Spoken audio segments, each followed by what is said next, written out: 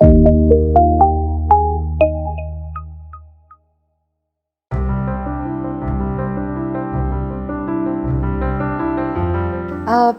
I went to drop my daughter at school, it was always, a conversation amongst mothers. They always, I got to hear that, I want to send my son, daughter to IIT, IIM. That was the whole concept, or it would be medical school. And I am a rebel in all that. I wanted, children to do something very different and unique. And I always had a focus on innovation, because that's the key word for India. It's a budding country, it's a baby, and this baby needs innovation, because we cannot keep importing things. We have to become self-reliant, and we have to do exports if the country has to grow. We cannot remain as a third world country forever, right? Because anybody who thought of India, they only thought of snake charmers and villages. So we need to break that. And I was constantly in the lookout of what has to be done. And, building a scientific community of children was my passion. And that is where I started this competition called Young Scientist India. The first thing when I did, what I did in Space Kidz India, I should say, is running this. It's not a competition. I would say it is an innovation challenge, which culminates in building a innovation scientific community of students. And that culminated in building the Kalam satellite. I handpicked my first team member, that is Rifat Sharuk. He came to me when he was in his 8th grade. He was a participant of this Young Scientist India competition, and that is where I handpicked all my children. In fact, they were not winners in the competition, or rather the challenge. Because if I keep saying challenge, people say, what is it, what is it? So, for a lay person to understand, it's a competition, innovation competition. So that is where I handpicked my team of Yagnasai, Gopinath, and all these people came together. So now once you come together, what is the purpose of coming together? That became a question mark. So the idea was to build satellites. But building satellites in our country and launching is a big question mark, because security issues and permissions, governmental permissions. Way back in 2015, it was a very, very difficult thing to actually launch a satellite, and that too developed by a private organization. And we had to break that and say that it is not a satellite, it is a high altitude balloon. So instead of building a satellite that went in a rocket, what we did was we developed a payload that would be carried by a helium balloon. It's a huge helium balloon that would carry the payload. It would go near space, almost about 30 to 36 kilometers. And from there, the balloon bursts, and this payload will collect all the data there, and then a parachute will bring that and come down. Then we locate where the payload is fallen through our GPS tracking system, and then we bring back the payload and study the data.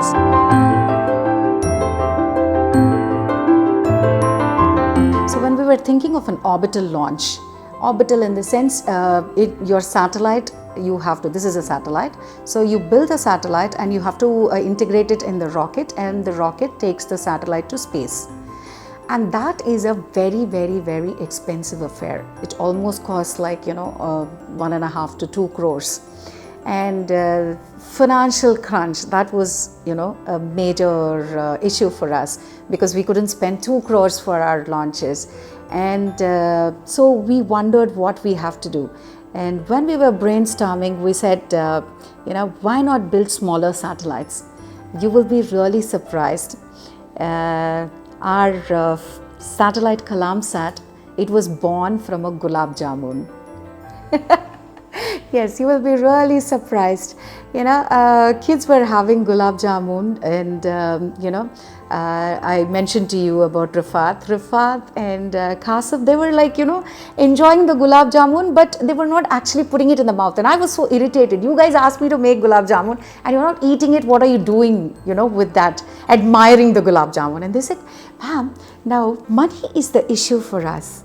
So if we are able to build a satellite, the size of a gulab jamun, then we need not spend so much money. Why don't we try this and send a proposal to NASA or ISRO, and if they accept it, then that'll be the best thing. At that juncture, 2016-17, still it was student satellites were not very popular in India, so we didn't know what we have to do. And again, universe conspired. I keep repeating that universe keep conspiring, because எண்ணங்கள் தான் வாழ்க்கை. If I have to tell you that whatever you have within you, the thought process, that thought process emulates as reality. So if you have a strong thought inside, definitely that's going to be happening one day or the other. So that way, this desire of ours to build a satellite came to light. The day we spoke about this, there was a competition announced by iDoodle Learning Inc. And NASA together, and this challenge was open throughout the world, students of throughout the world, and they had a criteria that any science experiment which can weigh 64 grams and which will fit in a small box that they will be sending to us, a plastic box, and they will be vetting the projects, and if the project is the best, they will be sending the science experiment or the science project up in space free of cost. Free of cost was what gave us that kick. We said, instead of doing, in the US and all that, kids as 7-year-old, 8-year-old, they send chocolates and chewing gums and all that. NASA still encourages that, these children tomorrow may become scientists. So that way they were expecting some normal experiments. But we sent our proposal wherein we wrote that we will be building a satellite, in 64 grams and in the size of 3.4 centimeters. So that actually puzzled. They got so curious. They said, how can these young bunch of Indian children think something so different? So Colorado Space Ground Consortium was the knowledge partner for this whole thing. The director, Chris Kohler, he was so fascinated by the idea, and he sent an email. I actually fell off the chair, Dr. Kesan. I mean, what a proposal you guys have sent. It's amazing. And so that's how we built the world's lightest and first ever 3D printed satellite, the CalamSat. Of course, people will say, if it orbits the Earth, it's a satellite. This is not orbital, but that's okay. It's an idea that was, though it is a suborbital mission, it is the idea of the younger generation. A 16-year-old, a 14-year-old can think of something like this today. So tomorrow, just see the future of India. So we were there on almost 900 media. Initially when we got chosen, people didn't even look at us. They thought, oh, what is this? But then once this was reflected, in the iDoodle Learning Inc.'s website, which linked NASA and everything, it really got so big that the entire world started looking at us. And you wouldn't believe, right from Telegram to India Post to BBC, all the channels we went live that day. Al Jazeera, I don't even remember the names of French television and Japanese and all, they all went live. So my kids got so excited. We were nowhere, and suddenly this was everywhere.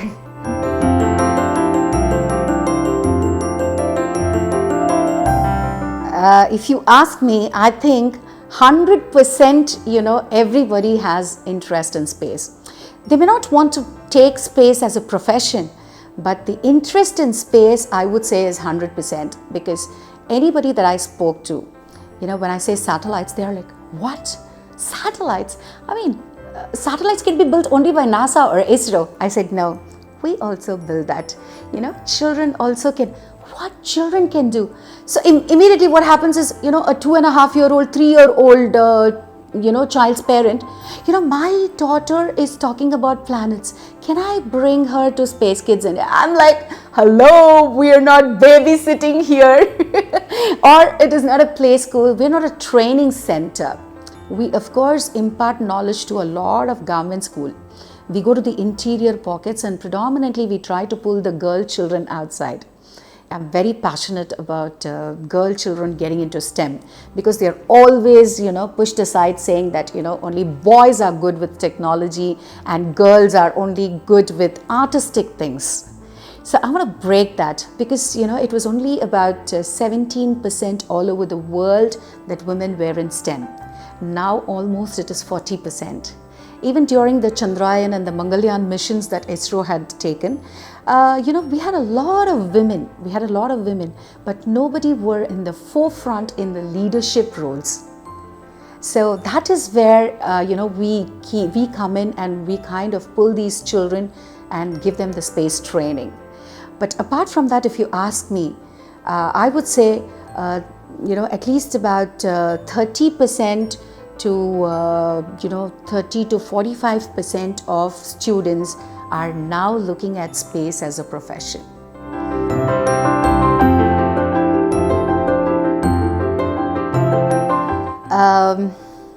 Sorry guys, but I'm not being proud here, but I would say I draw my inspiration from within myself. It is just that because I am put into a closed box.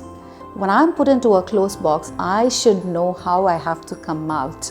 My situations are different. My ambience is different. The people that I interact with are different. So it is I who have to face all these things. So every day I have to build a kind of a resilience to come out, to face the world.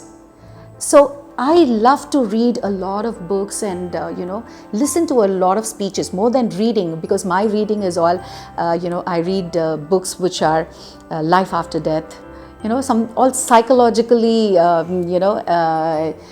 putting things into your head, such books I love to read. But I love to listen to a lot of speeches. So most of the speeches that I've heard, the leaders who are world leaders, everybody I think have something common within them, is resilience and this out of the box thinking, the patience and the drive to win. They had a vision for themselves. So similarly, in spite of getting married early, in spite of being there at home for 16 years, there was something within me, that fire that sparked, and I felt that I need to come out to do something for the society. And this is why I was born on earth. So I always feel that I grow as a person or evolve as a person every day. I learn when I fall. So I introspect myself a lot.